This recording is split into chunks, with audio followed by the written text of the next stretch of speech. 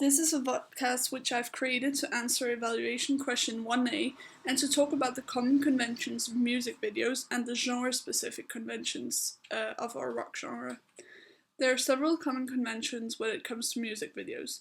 These include narrative, performance and concept, intertextuality, lip-syncing verisimilitude, the 6 features of a music video as suggested by Andrew Goodwin, special effects such as layering, a costume change, a diegetic intro and outro, whether a narrative is fragmented or linear, and male gaze. When doing genre-specific music video analysis, we found that some of the conventions include a specific type of costume, which often consists of tattoos, piercings, dark clothing, or a simple white or grey t-shirt, ripped tight jeans, or just normal dark blue or black or grey jeans.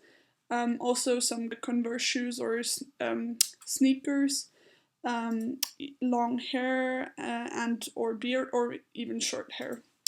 We also discovered that a lot of the bands where we got our research from had set their location outside on a field or in the woods, or some had set their location inside in a big hangar.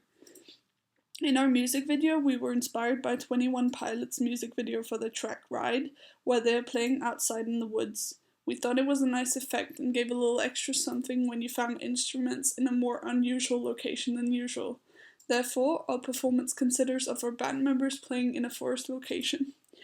We paid a lot of attention to the choices we made for casting our band members, since we wanted them to have a beard and dark hair so that we wouldn't have to change as much about their appearance for them to look the part like real band members of a rock band.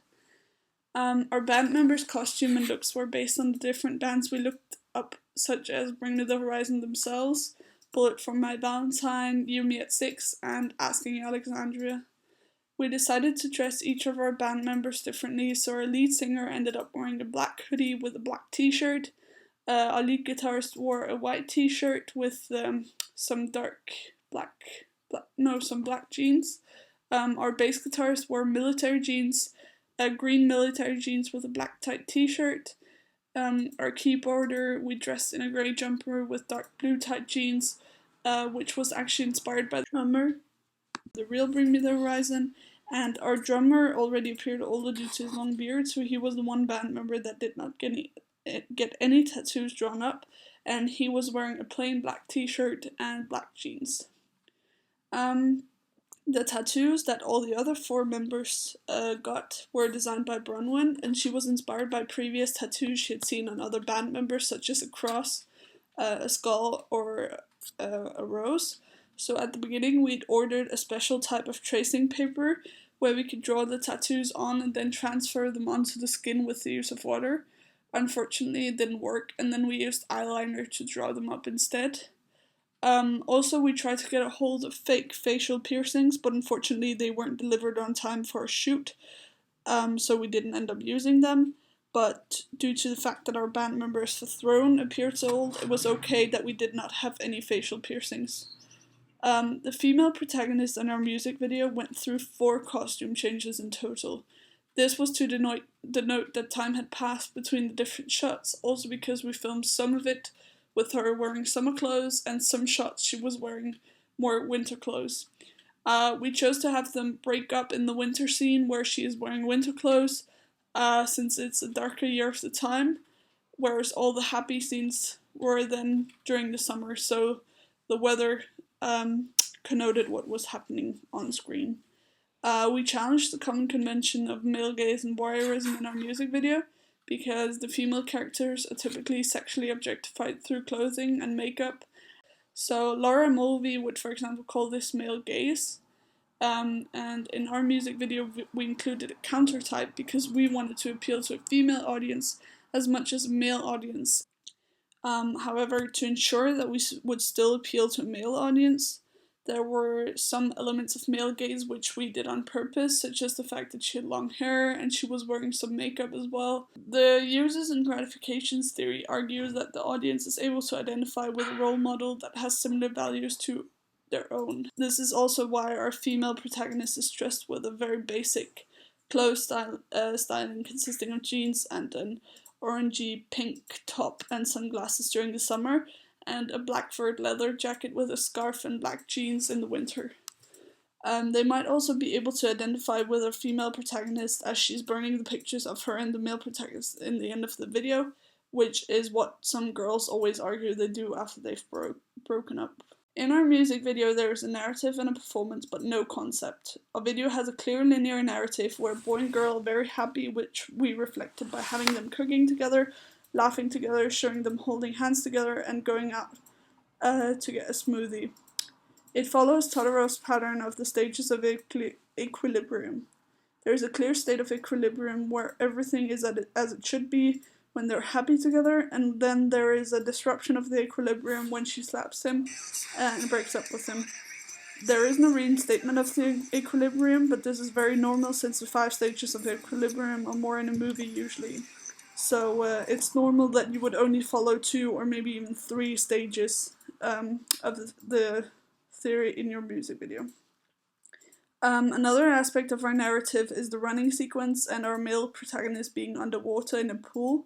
So we were inspired by music video for the underwater part when analysing general conventions of music videos, and we found the music video by Naughty Boy featuring Beyonce for the track Running, which is based mainly underwater.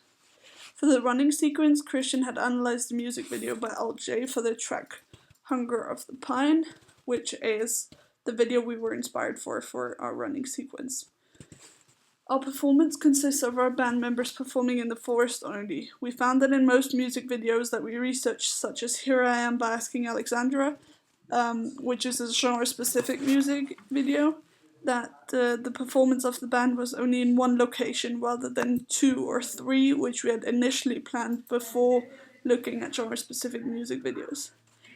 We also decided to do a diegetic outro at the end of our music video, since it's a common convention of a music video and a good way to end it. I analysed Wannabe by Spice Girls at the beginning of the year, and I chose them for their diegetic intro and thought it was a cool effect, but I preferred to have a diegetic outro than intro, so this is why we decided to do that.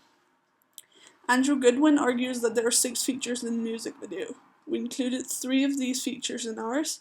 So one of the features is about star image, where there is a close-up of the protagonist who looks into the camera directly, which we did by having several shots where our protagonist looks into the camera while he gets color powder thrown in his face. This is also an element of direct gaze, which is what appeals to the audience. In this case, a female audience, since it's a male protagonist looking directly into the camera. Another feature is a link between visuals and lyrics, which we definitely also have in our music video. An example of this includes the moment where our lead singer sings "I was an ocean lost in the open," and he's shown underwater with a lot of water around him, filling the screen more than himself. The last feature that we included in our music video is the link between the music and the visuals. We often cut to the beat of the track, especially when it came to our fast-paced sequence throughout the music video, or even the visuals of the drums. Lip-syncing verisimilitude is another convention of a music video, which we included in our music video as well. We had our lead singer sing out the lyrics rather than just mimicking them, and we found that it was a lot easier to edit to than if our lead singer had just been mimicking the lyrics the entire time. Some special effects in several music videos included layering. In the real Bring Me the Horizon music video for Throne, they've used layering a lot throughout. In terms of our digipack, we looked at other rock bands' examples for their digipack and found some genre-specific conventions of these include the dark color scheme, which we adapted to our digipack by having it in grey, black and white. We also adapted this color scheme to our website, which we had also analysed several other websites for, including the real Bring Me the Horizon's own website. We also stuck to the very simplistic designs that Bring Me the Horizon themselves had created for the new digipack. That's the spirit. In summary, we have tried as much as possible to respect and reflect the genre-specific conventions of the metalcore genre as much as we could through the costume of the band, the location of our performance, and the editing technique used, such as loads of close-ups and layering. Thank you for listening.